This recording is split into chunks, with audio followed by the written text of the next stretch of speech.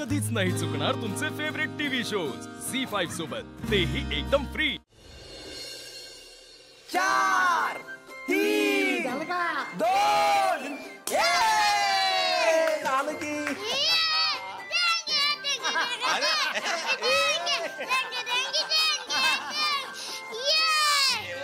म्हणजे तुम्हाला मांडलं बरं का, पण काय हो, मी तुम्हाला कधी मोबाईलवर गेम खेळताना बघितलं नाही। अरे मामा, डोळे खराब होतात। मामा म्हणते की आपण कधीच मोबाईल बघायचा नसतो। एकदम बरोबर बोलते तुझी माँ। अरे या वयात ना मैदानी खेळ खेळले पाहिजेत। अरे मीन बापू आहे की तुझ्यावर खेळायला आता। अरे अमोल, तुझा दिप्या मामा तुझ्या एवढा होता ना तेव्हा नुसताच हिंडायचा गावातनं, तेव्हा मोबाईल कोणाला माहितच नव्हती एवढी। अहो बापू, ते दिवस म्हणजे आहे ना परत कधी न येणारे दिवस होते बघा। अहो मी दीदी बाकी सगळेजण कसली मजा करायचो आज गावात। दिप्या, अरे लय वेळ झाला, आप्या कशी आली नाही अजून? अहो बापू, दीदी आणि दाजी सोबत येतील ना। अरे मामा, मला ना खूप भूक लागली आहे रे, अजून जेवायला खूप वेळ आहे। अहो तुम्हाला भूक लागली, मी काय खायला देणार नाही असं होईल का? हे बघा तुमच्यासाठी लाडू। बाजी, घे घे घे घे घे। क्या बात आहे बाजी, तुम्ही केले का? नाही नाही, मी नाही केले। हो, हे लाडू तुमच्या रुपाली काकीने दिले। काय तुम्हाला आणि कुठे भेटल्या होत्या? अरे दिप्या, असं का करतोयस? लेकराला खायला द्यायचं म्हणून पाठवले असतील त्यांनी, एवढं का चिडतोयस? हा, आणि लाडू देताना त्या लई आनंदात होते बर का। हो का? काकीचं खूप प्रेम आहे ना माझ्यावर, पण आमच्या सगळ्यापेक्षा माझे आजोबा खूप मोठे, त्यामुळे आजोबा मी जे केलं ना ते बरोबरच केलं असणार।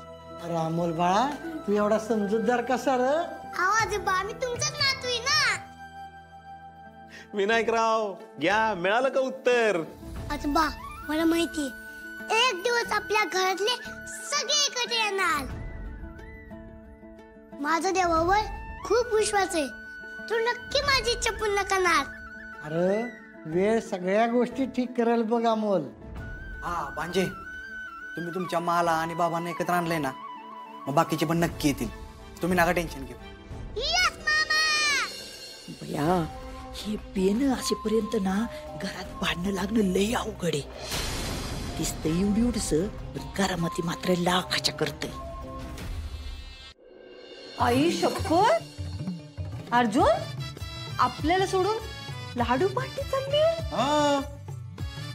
काय अमोलराव, लाडू कोणी बनवले? हे मला माझ्या रुपाली काकीने दिले आहे।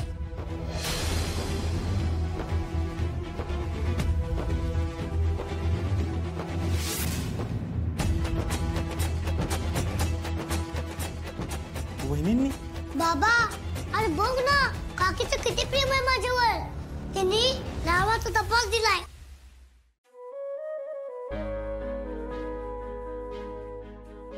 वंस, अहो तुम्ही काहीही म्हणा, पण रुपाली त्यांना छोटे सरकारांची खरंच खूप काळजी आहे। अहो ते चुकल्या असतील, पण त्यांना आपल्या घरचं वाईट व्हावं असं कधीच नाही वाटणार। ए, तुला लय पुळका आलाय का त्यांचा? अजून काय वाईट करायचं राहिलंय त्यांनी?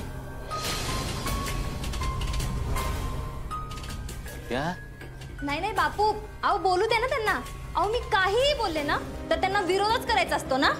हो ना, अगं चांगला विचार केला ना चांगलं बोलशील की तू, पण चांगला विचारच करण्यात आल्यास तू, का आपली उचलली जीभ लावली टाळ्याला। अहो तुम्ही माझ्याशी नीट बोला, मी तुम्हाला आधीच सांगते। आणि बापू, अहो मी काय चुकीचं बोलले? त्यांनी एवढ्या प्रेमानं लाडू पाठवले तरी यांना त्यांच्यात खोटच वाटते। तुला लय कौतुक वाटतंय ना लाडवांचं, मग घे आणि खा सगळं तू।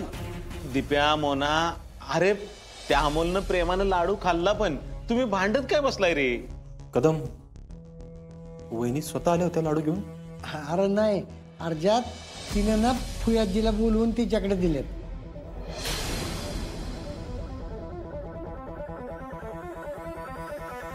याचा अर्थ रुपाली ताईंना फुयाचीच मनी मावशी आहे हे माहिती आहे का? आणि असेल तर त्यांनीच मनी मावशीला इकडे पाठवलं का? मोना, त्या फुयाजींना समजून सांग, जे काय कराल ना ते सांगून आणि विचारून करत जावा म्हणाव.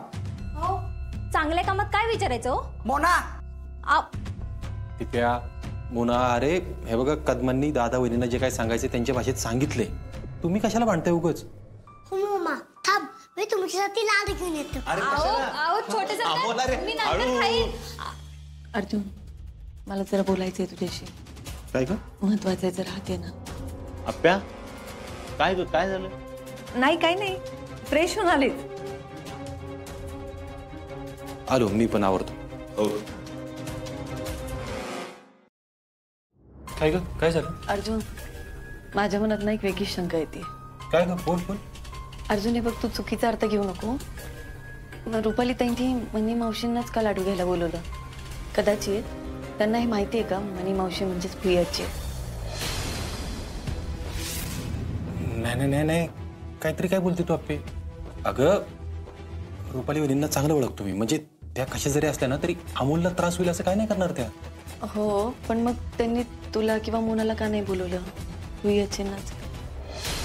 अगं नाही, दुसऱ्या कोणाला कसं बोलवणार ना? बघ की, दादानी वहिनींना घरात गेला नकार दिला ना कदमांनी. त्याचा राग असेल त्यांच्या मनात, पण अमोलच्या प्रेमपोटी लाडू पाठवायचे असतील म्हणून प्रियाजीला बोलवलं असेल. सिंपल आहे. अर्जुन, हे बघ, आता हे एवढं सोपं नाही राहिलंय. आपण लवकरात लवकर मनी मावशींना घरातून हाकललं पाहिजे. आणि काय तुला काय मदत लागते मला सांग. आत्ताच्या आत्ता ते मनी मावशीला घराच्या बाहेर काढू आपण. मनी मावशींना घराच्या बाहेर हाकलायचं असेल ना, तर सरकार आणि रुक्मिणी आहे दोघांना इथे बोलवलं पाहिजे. तुला परत परत त्या लोकांची नावं माझ्या समोर का घ्यायची असतात आपले?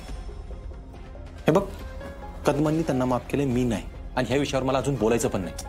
अर्जुन, अरे थांब ना, माझं ऐकून तर घे पूर्ण. हे बघ, मनी मावशींना फक्त या घराच्या बाहेर काढून उपयोग नाहीये. त्यांच्यापासून आपण सगळ्यांनीच कायमची सुटका करून घेतली पाहिजे. अप्पे, मला ना तुझं पहिल्यापासून हेच पटत नाही. सरकारने एवढा त्रास दिलाय सगळ्यांना आणि तुला त्यांना सोडवायचे, सुटका करून द्यायची. अर्जुन, परक्यांमध्ये आपल्याची सर नसते रे. त्यांचा जेवढा आपल्यासाठी जीव तुटतो तेवढा दुसऱ्या कोणाचा तुटतो? सांग तूच मला. अगं पण अर्जुन, फक्त 2 दिवस, फक्त 2 दिवस म्हणते मला. 2 दिवस ते आपण मनी मावशींना घराच्या बाहेर काढूयात ना, आणि कायमची सुटका होईल अरे सगळ्यांची. मी आनंदात असताना मी या घरात राहू नये असं वाटतं का तुला? त्यासाठी तुला वाटेल ते करतेस ना तू. त्या सरकारांनी मनी मावशीला घरात आणलं, स्मिता त्याला त्रास दिला, दादा वहिनींचा अक्षरशः छळ केला. तुला त्यांना सोडवायचे, त्यांची काळजी पडली. अर्जुन, हे सगळं घडून गेलंय, आता त्यावर बोलून फायदा आहे का? काय फायदा कसा नाही अप्पे? त्यांनी पाप केलं तर आयुष्यभर, त्याची फळं आत्ता भोगतात आणि तू आता त्यांना सोडवायला निघालीस. ठीक आहे, असू दे. मला पण काही त्यांच्या त्रासात माझा आनंद नाही बघायचा. म्हणजे बोलव तू त्यांना इकडं, तुला जे करायचंय ते कर. पण एक गोष्ट लक्षात ठेव, ह्या सगळ्यामध्ये माझ्या अमूलला जरा जरी त्रास झाला ना तर मी तुला माफ करणार नाहीच. पण याआधी कधीच न बघितलेला अर्जुन बघशील तू अप्पे, लक्षात ठेव.